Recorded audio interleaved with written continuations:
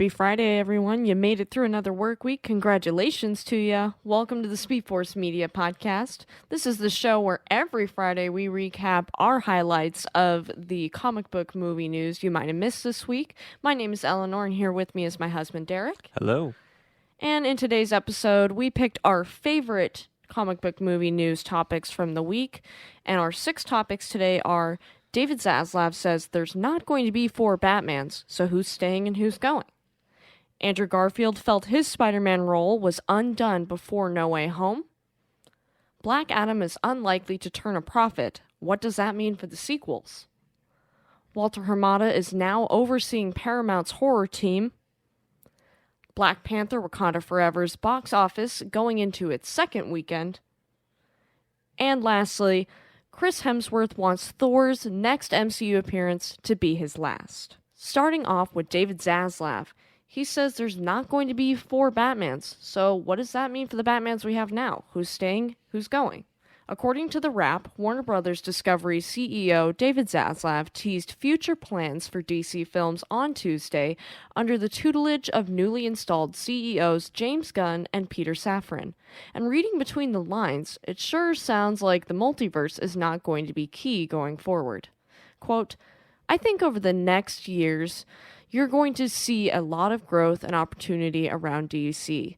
There's not going to be 4 Batmans," Zaslav said, "and so part of our strategy is drive the hell out of DC, which James and Peter are going to do. I think they've thrilled the fans. I think they're going to thrill you over a period of time."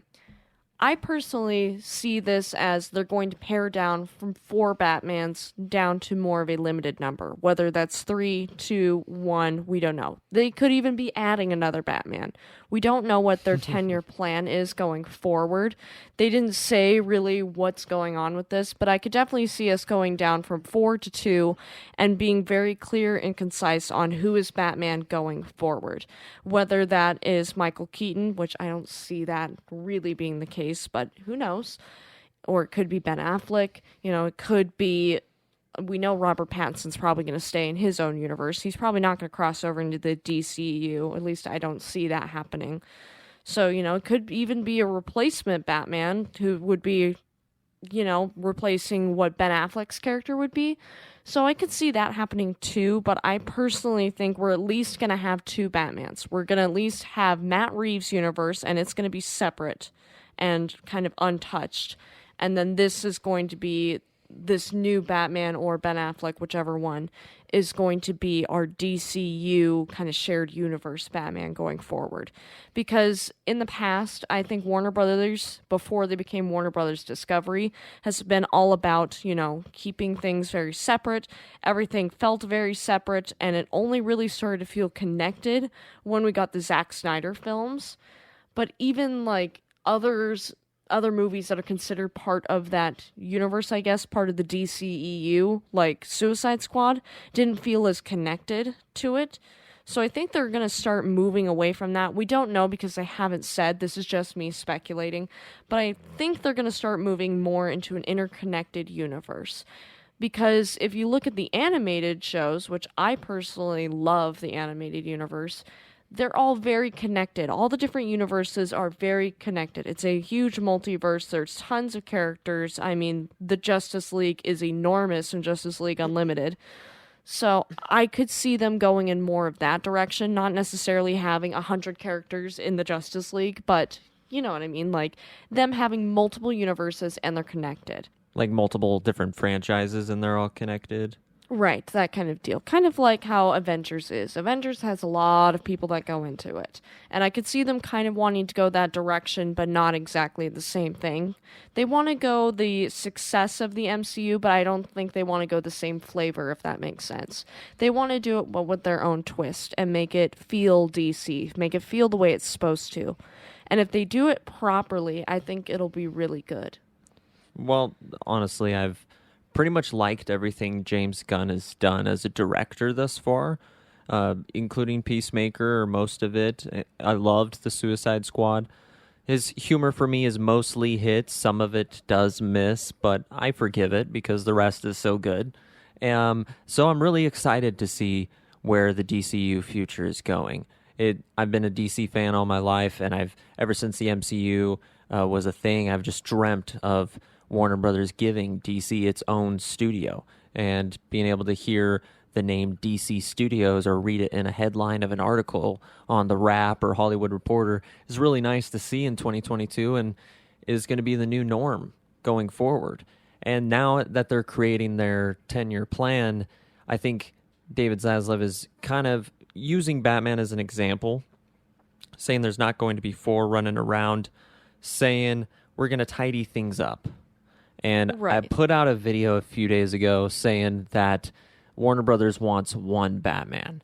And, you know, a lot of people said, hey, they never said one, which is true. It is true. And I did theorize in that video that they could just be thinking, let's stick with Robert Pattinson. Because if it's going to be one, it's probably going to be Robert Pattinson. I don't see them just canceling that project just because it's in its own universe, just to keep Ben Affleck in a shared universe just for the sake of having a shared universe when they're already creating a 10-year plan. Do they really want Ben Affleck for another 10 years? I do. Hell yeah. But I could see them definitely wanting Robert Pattinson for another 10 years. So I'd say Robert Pattinson is a safe bet. But either way, they're going with one Batman. It just, is it going to be one Batman in the DCU and one in the Matt Reeves universe? That's what you're saying. That's what most people Right. are kind of hoping for, I imagine. And like I said in that video, I'll say it again, I do not believe for 1 second that James Gunn, Peter Safran think a DCU shared universe, like the animated universe you were talking about, can function and be grounded to us, the audience, like the human level, which is Batman in the Justice League, among the gods, among the mortal among the gods, is always been Batman. Yeah, the Flash is human, but he's got the powers of the gods. Right. Batman He's super is fast. not only the most relatable for the average movie-going audience, but he's also the most iconic, the most popular. So you have to have Batman in your shared universe going forward in order for that average audience to be drawn to it. And you can absolutely, we've already seen that you can have a successful shared universe and have individual movies.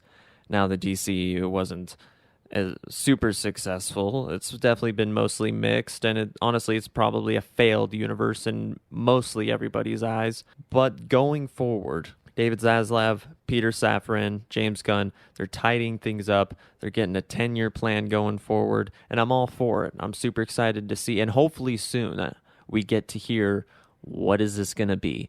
Is it going to be a continuation of what's come before? Is it going to be a soft reboot? Is it going to be a full-on reboot? Is it going to be a full-on reboot and they keep certain things from what's come before?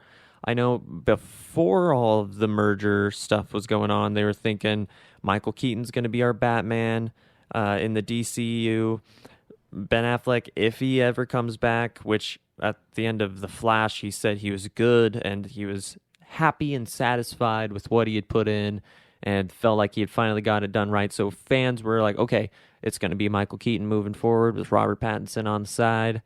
And it sounds like that's not what David Zaslav wants. He almost sounded kind of frustrated in these comments, but it's so hard to really judge without hearing the tone of voice. But all we can do is really speculate, and hopefully soon we get to hear what the plan is. Even the first project will give us some information as, okay, it's a reboot, or okay, it's a continuation. And if it is a continuation, I think that'll point to signs of maybe getting to keep Ben Affleck, or like you said, recasting that same Batman character if Ben doesn't want to come back.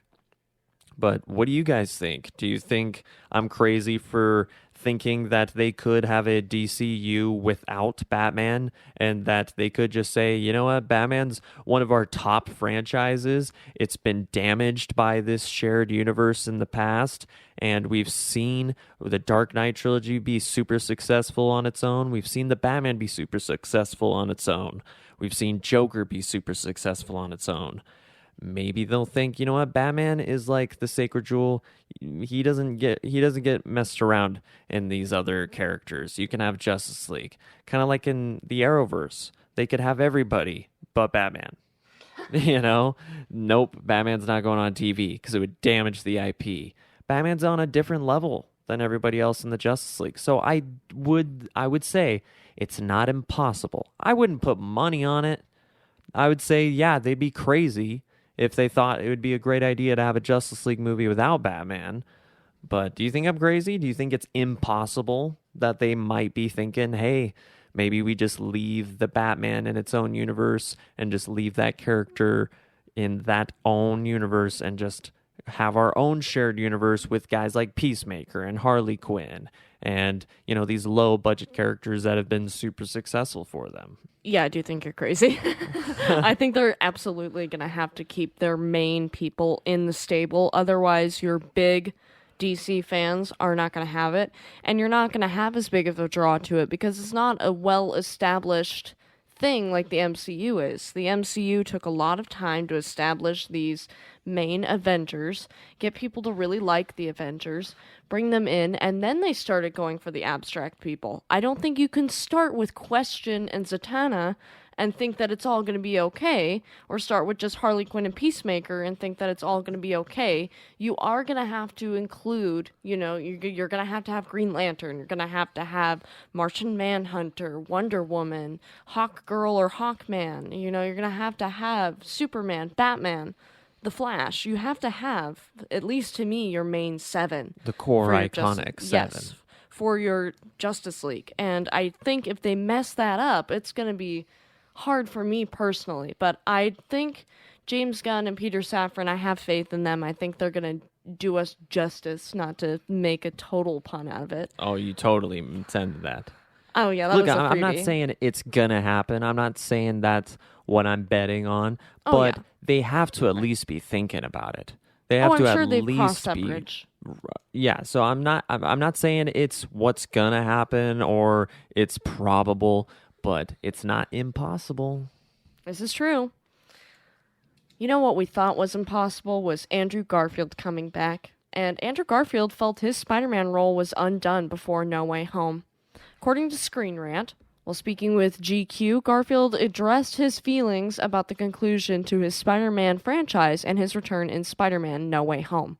The actor revealed that though he was open to reprising his role as the web-slinger, he hadn't been hopeful about his chances, comparing the experience and mixed feelings surrounding it to a relationship breakup.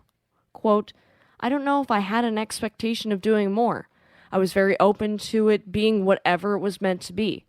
But there was an undone feeling. Like, what was that experience about? And how do I close that circle in my living room on my own? And I was doing that. And then it was like that classic thing when you're getting over a relationship and you're first starting to really feel free and untethered from that thing. The person knows to call the hour after the first good night's sleep you've had. I can see him totally being heartbroken from those two movies because they did set us up for a third Amazing Spider-Man and really left us on a cliffhanger. And I felt bad for him because literally every other Spider-Man that has been live action has had a trilogy except for him. And with Tom Holland, they're talking about doing another trilogy, or at least one more movie. And they were even floating around the idea of doing a Spider-Man 4 with Tobey Maguire. So it's like, these two can get Spider-Man 4, but he couldn't get Spider-Man 3. So I'm just grateful that at least he could get No Way Home.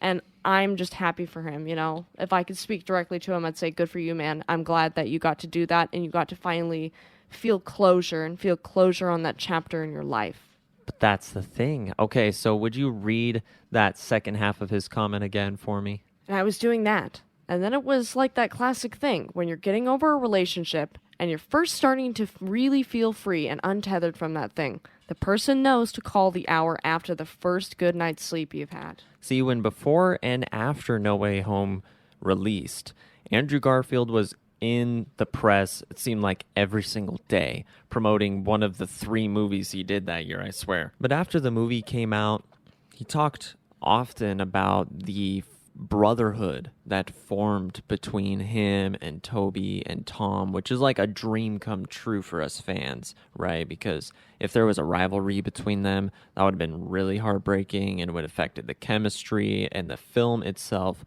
would have been, it would have suffered for it, for sure. But I think these comments, you took it as his feelings after The Amazing Spider-Man 2, but I'm thinking that that's kind of how he was feeling after No Way Home. Because in the interviews initially after No Way Home, everybody said, great film. We loved seeing you, redeem your catch by not catching Gwen Stacy, and by catching MJ in this film. You kind of redeemed your character arc. You were kind of a big brother to Tom, and a very sad redemption for his character. And he said after, in multiple different interviews, I don't want to think about what's next, if I do another one, if I don't, if they call me, if they don't. I'm just happy with what I have now that I've been able to come back and been able to find closure. And he mentioned that in an interview, that he found closure. And I believe we talked about it a while back.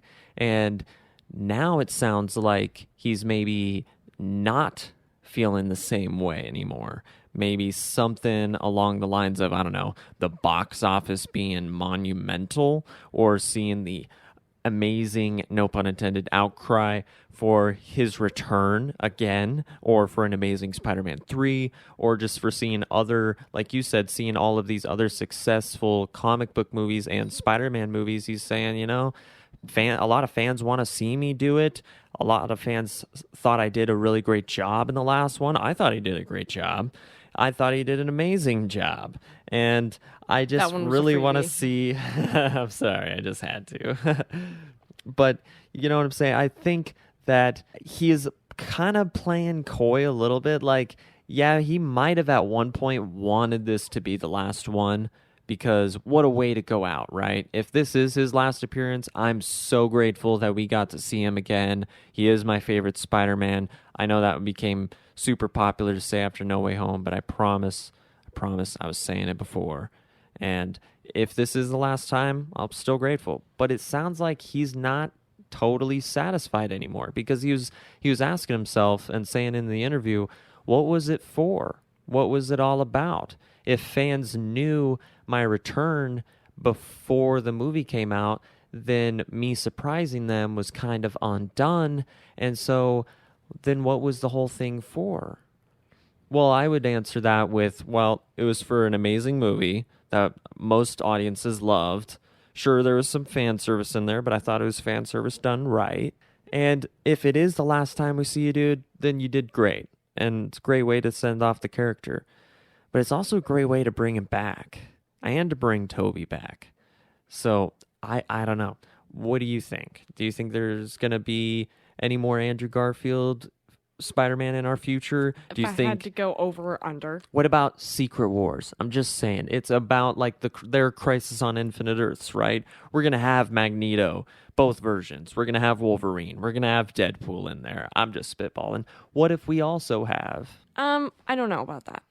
I could see it happening, but I don't know if they would go that direction, because they're known for, like, Marvel is known for having a fuck ton of people on screen at once, but I don't know if they would want to go for a fuck ton of Spider-Men alongside, here's 2 Magnetos, 2 Xaviers, a Wolverine, 2 Storms, this person, this person, this person, this person. Not to mention the new Avengers, the original Avengers. Right. Like, that's a lot of people to keep track of. Everyone's going to need an itinerary going into the movie with pictures to know who everyone's going to be. All of Wakanda. Right, exactly. You have all of these different people you got to keep track of. Asgard. So I don't think that we're going to have a... Don't say another name. I Guardians. Swear to God. I just don't think we're going to have them come back. And it's also just because if they did, I feel like it would be almost like a what if. It would be an alternate universe. And we wouldn't see them cross back into Earth with 616 again. I feel like they would be in their own Earths with their own villains, and we would maybe see that again. But I just don't see them going back into No Way Home, because No Way Home was so iconic that even like other franchises or other genres are trying to capture that nostalgia in a bottle and do the same thing that they did, and they're failing at it. And it's like, I don't think you can do that again. I think it was really a 1 in a million movie, and it's the only way that movie could have gone. And, you know, you remember in Avengers where there was like, there's 14 million endings and only one of them we win. Right. This was the movie where we win. So I just don't think that we're going to get another win like that. You know what I mean? I think this is the one. Lightning in a bottle. We all just, yeah, exactly. We all have to just appreciate that we got the 2 Spider-Men back. And although they would both probably love to come back and I would love to see them both again, I just unfortunately don't think that that's going to happen. I think Kevin Feige, was like, okay, we have to accept this into our stable, and it's an important part to everyone, and he knew how much it meant to us, and it was a good way to include them into his universe, but I don't see them writing more with that material. The same way with if they bring the X-Men into it. All of those timelines, you know, the Stewart or McAvoy, these timelines are so confusing. Even if they bring all of that into the MCU, I think they'll bring it in, we'll see those characters, we'll all be like, OMG, and then it'll go to the sideline, we won't see it again.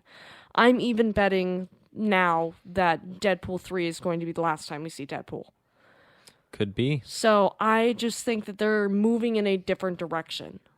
The MCU feels like it's moving in a different direction to me, and I just don't think... Especially in Phase 4. Yeah, Phase 4 kind of took a huge left for me. Not a bad thing either. I just think But then again, No Way Home was part of Phase 4. Right. And I think that is the strongest thing Phase 4 had going for it, was No Way Home. And I just don't think that they're going to be able to top that. So with Spider-Man especially, I think they're going to take Tom Holland and go in that direction. And they're going to leave everything else behind.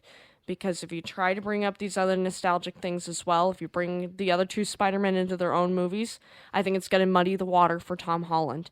And it's going to make people go, well, I like Andrew Garfield better, so I'm going to go see Andrew Garfield's movie. Right. Or, I like Tobey Maguire. I grew up with Tobey Maguire. I'm going to go see Tobey Maguire's movie anyway. So I just don't think that they would take that away from Tom either. Well, what about having them in an Avengers movie? Because after all... And also the thing with Sony, too. Sony is a big mess with the MCU, getting these Spider-Man contracts and stuff is pain in the ass, so I just don't think it would work out well that way. Well, if they're able to use Tom Holland's Spider-Man in the MCU, I'm sure they'd be able to use Tobey and Andrew as well. But money talks, and No Way Home made a lot of money. So they can't ignore the fact that everybody loved it, or at least almost everybody loved it. And having them, maybe not independent movies, but I think you gotta have them appear in Doctor Strange 3. A lot of people are assuming Doctor Strange 2, which would have been a good place. Multiverse of Madness, after all, was the name of it. But you would think that maybe Avengers Secret Wars or something along those lines. But you are right. It does seem like there's a little bit of a shift in the MCU right now. And some of the fans are happy with it, some aren't. And this is the most mixed I've seen the MCU fan base. For the most part, it's been everyone's pretty happy. This is the most amount of uncertainty I've seen amongst the fans, and I'm feeling that uncertainty too. Yeah, I'm feeling, I don't know exactly where this is going, but I am happy that Andrew Garfield did get to come back in No Way Home, and if that's the last time we see him, then I think it's a good send-off, and if we see him again, then I will be really excited. Speaking of possibly getting a sequel and maybe not, Black Adam is unlikely to turn a profit. What does that mean for sequels? The Wrap has refuted the DC Comics adaptation's status as a hit, though revealing that the $150 million earned in North America and $350 million global total isn't enough for Black Adam to turn a profit.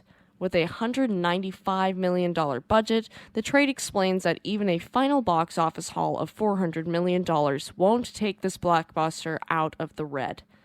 They go on to point out that while Johnson's immense star power was a draw, Black Adam's underwhelming performance since has proven he may not be enough of one for a movie that, frankly, well, at least in this writer's opinion, wasn't very good. Quote, "There is a section of Johnson fans who will turn out for anything that he is in. And it was a major reason why Black Adam posted the first 50 million plus opening the box office had seen in 3 months. They add, noting that, quote, as global returns sagged in the following weeks amid mediocre buzz, Johnson's reach with general audiences fell short.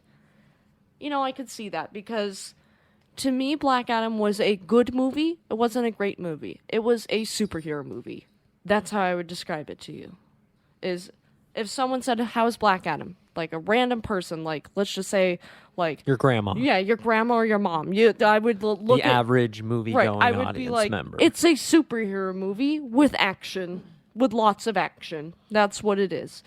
It didn't have any groundbreaking storytelling for me. The storytelling seemed a little surface level, so I can see why it's maybe not breaking even. But that does make me concerned for how this 10-year plan is going to go at DC. Because if they were planning something around Black Adam, all of a sudden Black Adam isn't doing as good, are they just going to axe it, or are they continuing to move forward?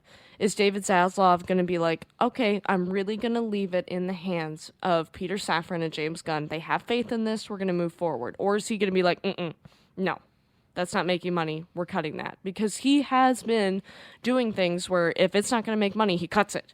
So I could see him looking at this and going, no, Black Adam doesn't get his own movie. He can either be a villain or we don't see him again. I don't know. I have no idea.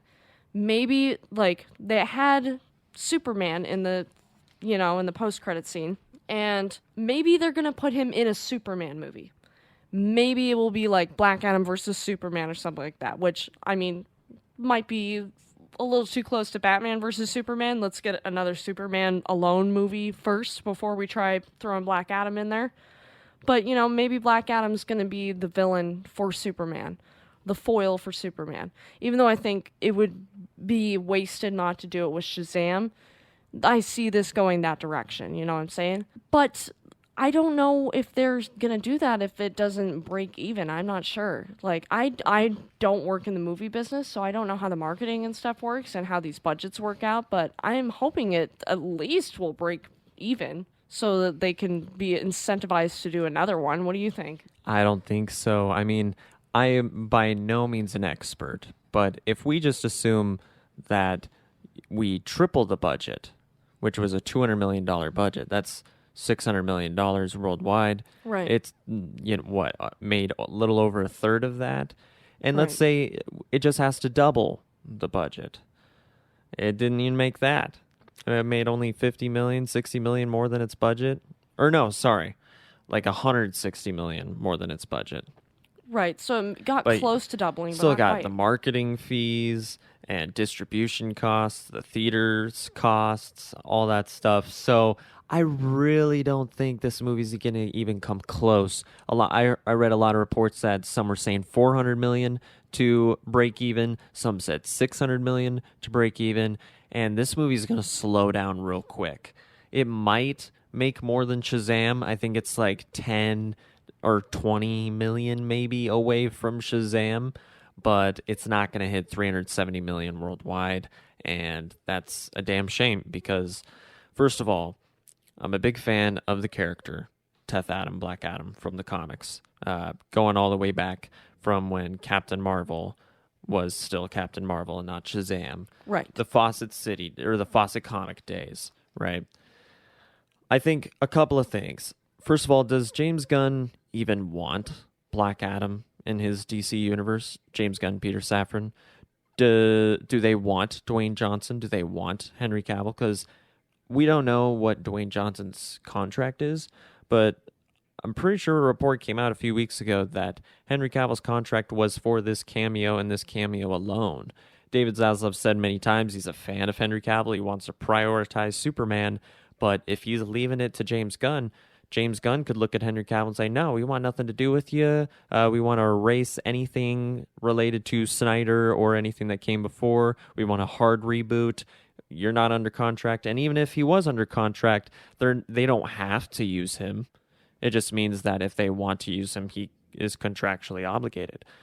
Another thing is, the movie, not good word of mouth, not good reviewed by critics, good audience rating. I think, like you said, most people thought it was entertaining, but nothing, mind-blowing. But it didn't need to be. It just needed to be entertaining. A lot of people thought it needed to be funnier. For me personally, I wish they kind of really committed to the darker tone. Right, I but wish it they would have picked a side. probably would have alienated most of the audience. And for a lot of the kids that needed to go there to get more money for this movie that's really going to crawl past 365 million, I think they couldn't really commit to either side, full-on comedy or full-on dark thriller, which Black Adam in the comics has been kind of both. So it really depends on which version they wanted to go with. And for me personally, I prefer the kind of where he's introduced as a villain, then goes through an anti-hero stage, goes back to a villain. It kind of seems like this Black Adam is pretty much going to just stay in the anti-hero stage. And that's okay. I mean, that's kind of what they're doing in Rebirth and a little bit of what they did in New 52 at times. And that kind of seems what they're going for.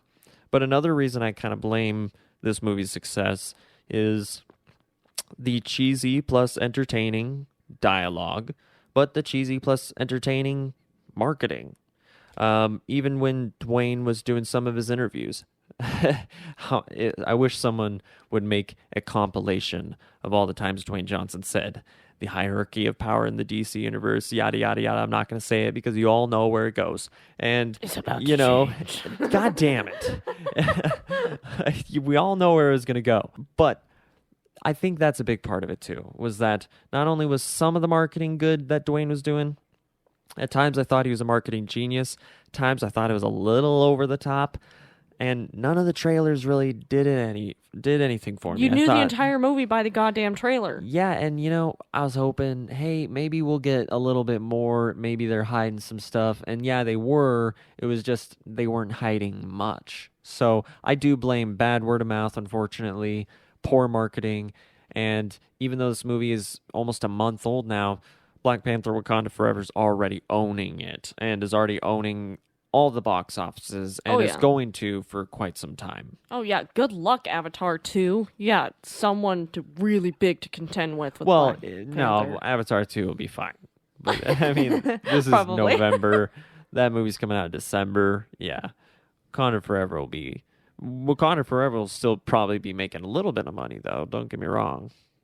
Yeah, but I'm thinking it might be like another No Way Home where it's just in theaters for like 3 or 4 months and it's like, damn, it's still going. There was a legs. report that I read before we started recording that said don't expect Wakanda Forever to come to Disney Plus anytime soon. So if you're wanting to go see it, definitely go see it in theaters. It's definitely worth the theatrical experience, the way it should be seen. Well, DC. One of your own has now left you. Walter Hamada is now overseeing Paramount's horror team. The Hollywood Reporter has brought word that Walter Hamada has inked an exclusive deal to oversee Paramount Pictures' horror team. Hamada is expected to release several mid-budget horror films for theaters and streaming each year for Paramount Pictures, with President and CEO Brian Robbins sharing his excitement about working with him, saying that Hamada is the ideal partner and visionary to lead their mainstream horror films to success. Hamada himself expressed his eagerness to work with Paramount Pictures and within the horror genre again in the statement below. Quote, I am thrilled to collaborate with Paramount Pictures with the singular goal of creating exceptional movies in the horror genre. Over the course of my career, nothing has been more gratifying than discovering emerging first-time filmmakers and writers unleashing their brilliance in a studio setting. Thank you to Brian and the entire team at Paramount Pictures for this tremendous opportunity. I can't wait to get started. For me, Walter Hamada has always been kind of a horror genius, so it's good for him that he gets to go back to doing what he's most comfortable with, which is horror. But unfortunately, it's really sad for DC because he may not have done that. This is going to be kind of some spicy tea. He may not have done some of the greatest movies, but I think with what he was given, Walter Hamada did his best, and I will still admire him for the things that he was able to do in the DCEU, whether it was successful or not. He wasn't given the easiest cards to play, and he did kind of have to be a yes man at times. So I think Most of the honestly, time. yeah, so I think honestly, this is a good opportunity for him. And with the horror elements, I saw in Aquaman, which I know Walter Hamada and James Wan, wasn't it? Yeah. And James Wan, they did that together, and that was beautiful. So I'm excited to see what Walter Hamada can come up with at Paramount Pictures. Yeah, so a lot of controversy over the last few years between Walter Amada, the Ray Fisher stuff, and I don't know any about that kind of stuff. I kind of stayed away from it. I don't know what's fact, what's not, so I'm just going to go off of what I know.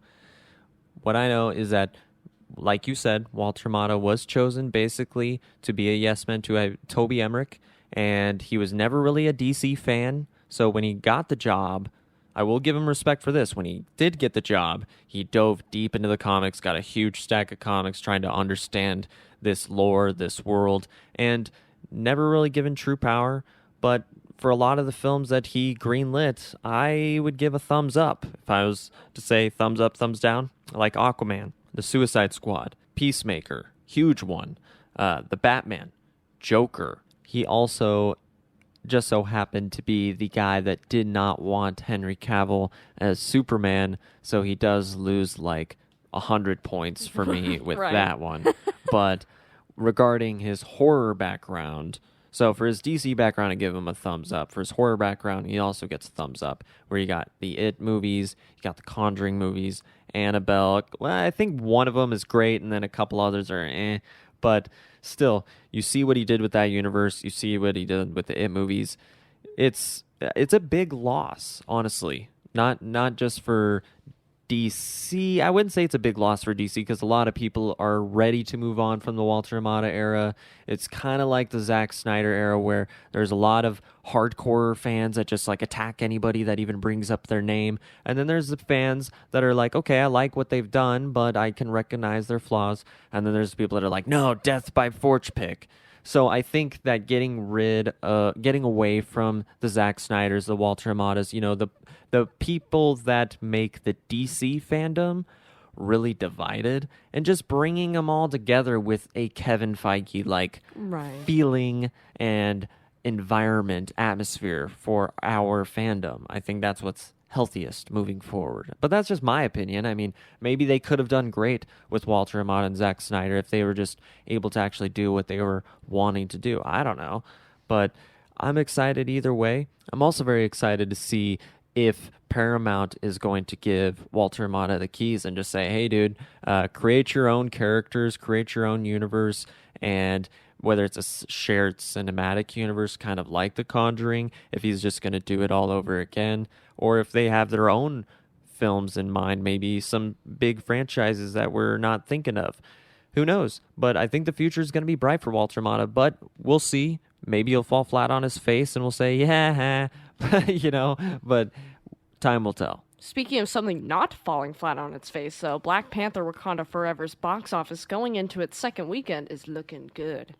After a $181 million opening weekend, Ryan Coogler's latest MCU entry currently sits at over $400 million worldwide after taking in $213.2 million domestically and $187.2 million internationally.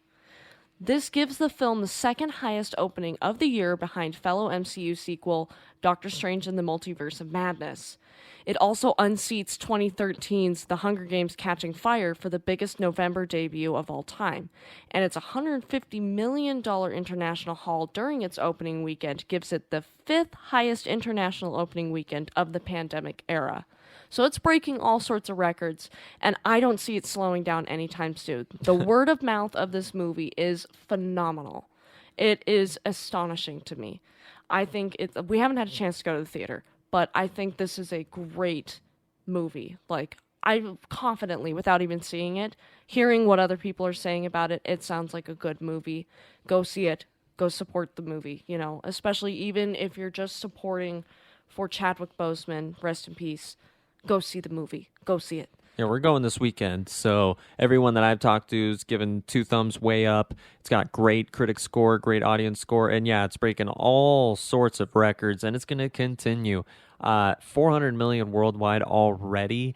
It's almost doubled Black Adam's entire box office. Well, I guess Right. not doubled, but it's already beaten it. Yeah, it's getting Black close. Adam's already been over a month. And did you see that post Dwayne Johnson put out? It was like, No, what'd he say? congratulations to the Black Panther team breaking November records, yada, yada, yada, hashtag Black Adam. It's I was like, hey oh. guys, remember me?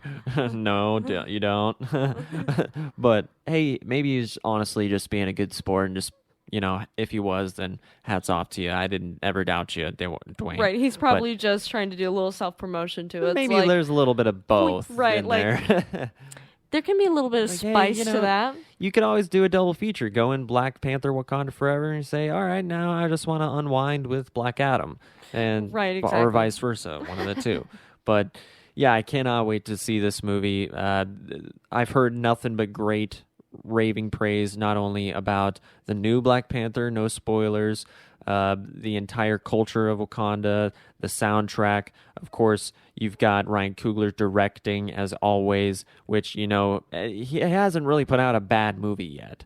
No. I mean, honestly. And he's got Namor in it now, too, which And sounds which really everybody is interesting. ranting and raving about. And I actually learned that Namor apparently came before Aquaman in the comics. Really? Yeah, I was totally shocked about that. And I mean, I could be wrong. Take back everything I said about- I could be wrong. That was a friend that told me that, so could fact check me. But he's a mutant apparently in the comics, so it'd be interesting to see if he's a mutant in the movies or not. Ooh, that could be such a good introduction. That is a for the spoiler that I have MCU. not seen, so I'm just I'm just speculating. I hope that he's a mutant. It'd be great to bring more mutants into the MCU.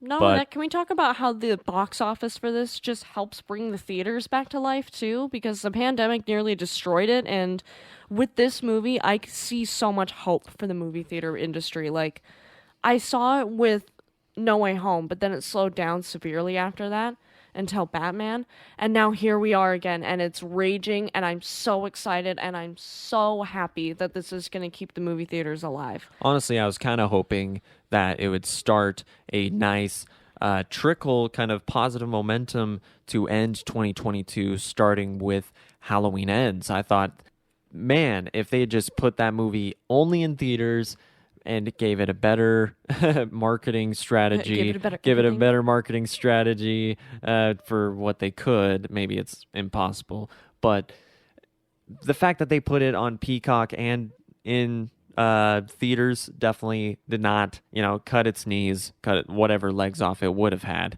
So it didn't start there. And unfortunately, it didn't start with Black Adam, which I thought it was going to be a hit, and then go into Wakanda Forever, another hit, and then go into Avatar 2. Avatar 2. And of course, can't forget Shazam 2. We still got Shazam 2. Mm-hmm. Which I am very eager to see, because we know it's not going to touch Black Panther Wakanda Forever, but is it going to beat its first film? Is it going to beat Black Adam?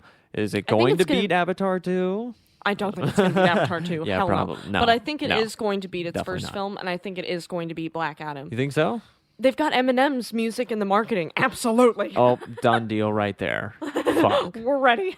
Yeah, because Venom 2 didn't tell us anything. Why And did you all have right, to go next there? topic. Moving on. Well, fine then with that one. Chris Hemsworth wants Thor's next MCU appearance to be his last. According to Screen Rant, during a new interview with Vanity Fair, Hemsworth addressed the topic of a potential MCU exit for his original Avenger. The outlet asked him if he was hoping to get a conclusion for Thor's MCU story after seeing Robert Downey Jr.'s Iron Man and Chris Evans' Captain America receive send-offs from the franchise. Despite previously saying he is quite interested in continuing to play the God of Thunder, Hemsworth's tune has changed. He now suggests that Thor's next MCU appearance should be the last and potentially give him the death of a hero.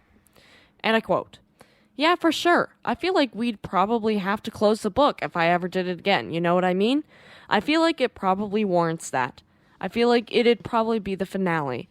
But that's not based on anything anyone's told me or any sort of plans. You have this birth of a hero, the journey of a hero, then the death of a hero, and I don't know. Am I at that stage? Who knows?"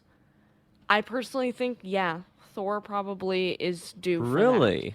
I don't think, that makes me sad to say that. But I think when you have all the other original Avengers, except for really Hawkeye, still going, I'm not sure. I didn't see the Hawkeye show. I don't know where Yeah, he's he's at. still out there. And then you have, Black Widow, she's dead. Hulk, he's not really hulking. That's just my opinion. That's a whole different can of worms, though. And then you have Chris Evans, gone. Robert Downey Jr., gone. It's like, he's the only one left standing. And I think it would be a good idea if we're going to be ushering in this Widow new... gone. Right. If we're going to be ushering in this new era that you and I were talking about earlier, where you're going to be breathing in this new life into the MCU, I think holding on to this one bit of the past could drag them down a little bit, especially with the fact that the last movie didn't do as good as they thought it was going to do. So I think they do one last appearance, have him die in it, make it a really strong movie, tone down the humor a little bit, I think, go back to kind of the roots, maybe not as dark and brooding as the second movie I felt was, not as dark of a tone, but, a happy medium between the earlier movies and Ragnarok. And then give him that send-off and rip our hearts out and crush it on the floor like you did with Infinity War with killing so many people. Just do that to us again. Make us feel real sad about losing him. And I think that's a good send-off for him, honestly. I think it's a good way to say goodbye to the character. And I think it is time. And then it won't feel so weird ushering in this new Phase 5 and moving forward with all these new characters, because the old stable will be in the past, and then the new stable will be picking up where they left off. And then if we bring all the old characters back for one more film, we can bring them all back at the same time, and it won't feel like, well, here's everyone you haven't seen in a really long time, and here's Thor that you saw last movie. You know what I'm saying?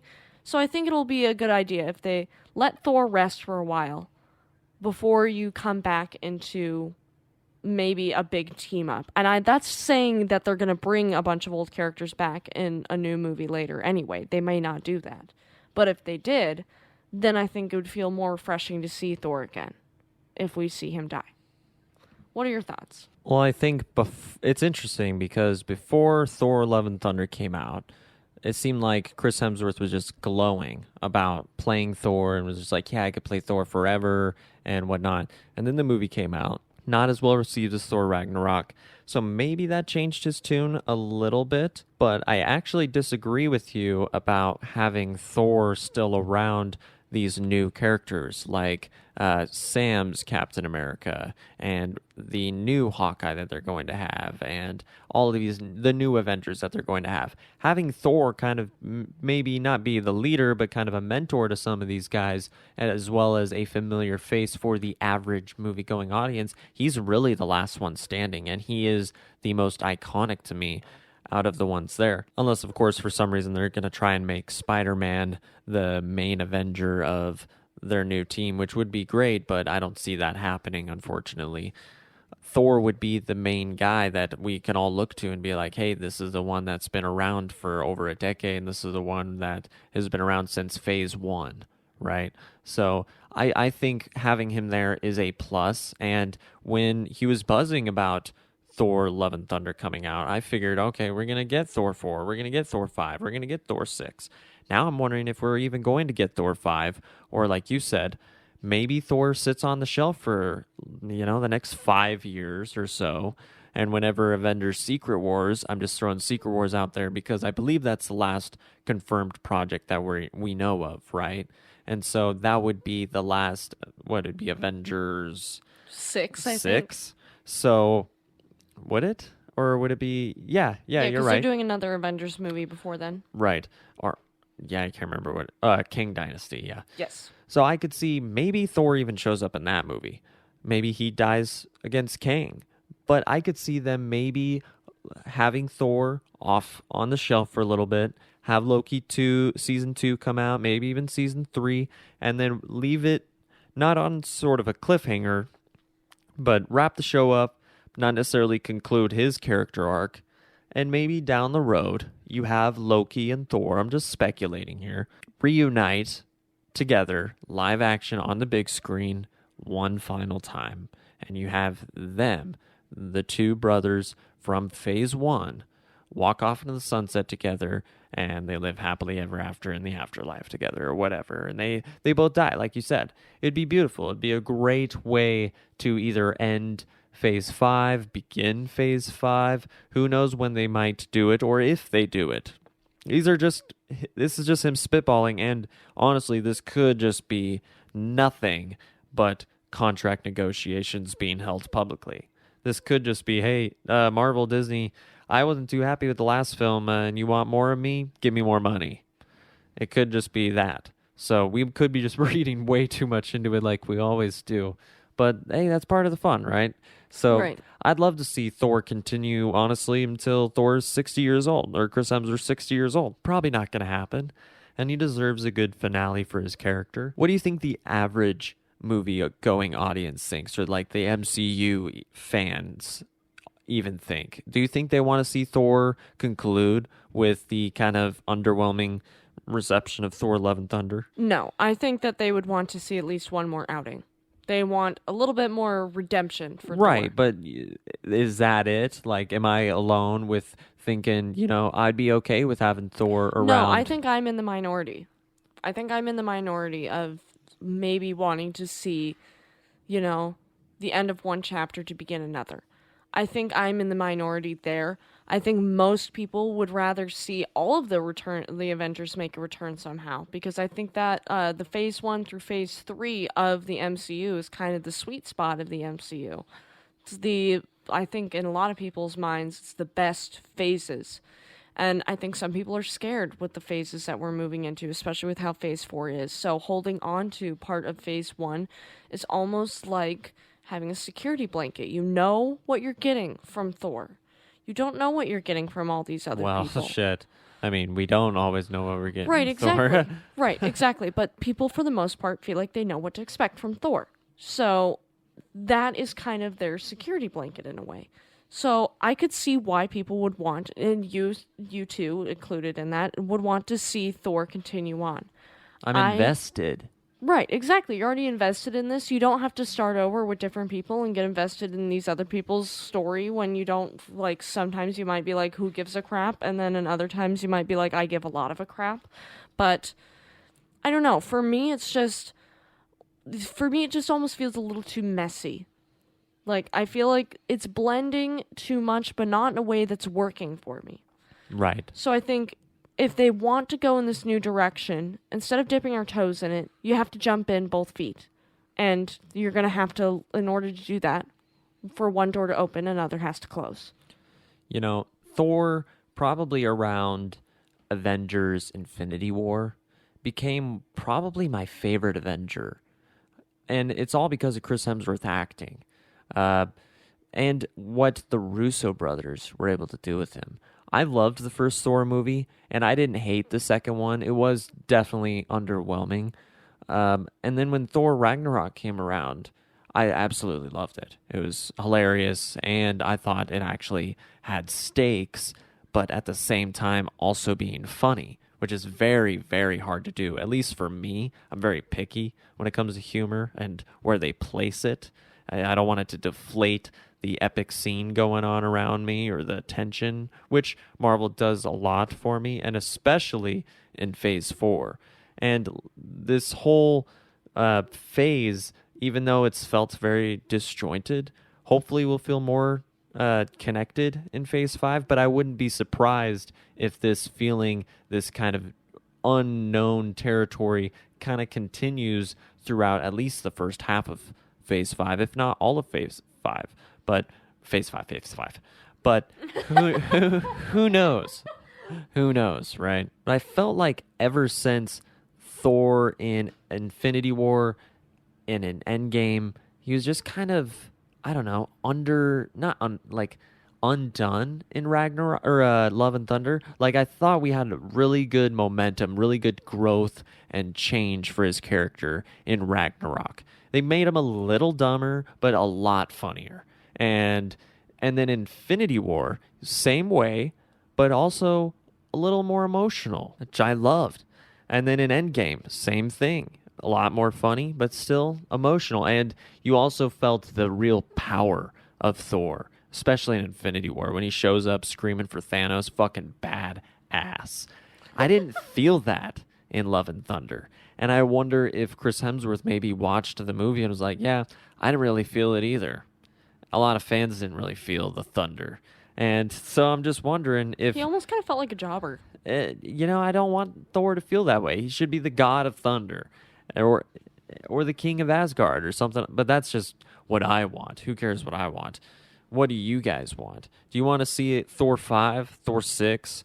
Do you want to see maybe his character arc get concluded in a further down the line movie like Kang Dynasty? Like maybe I said killed off by Kang would really elevate the threat of Kang and also give a good send-off to Thor. Or maybe you think Thor and Loki should go out together in like Secret Wars or something.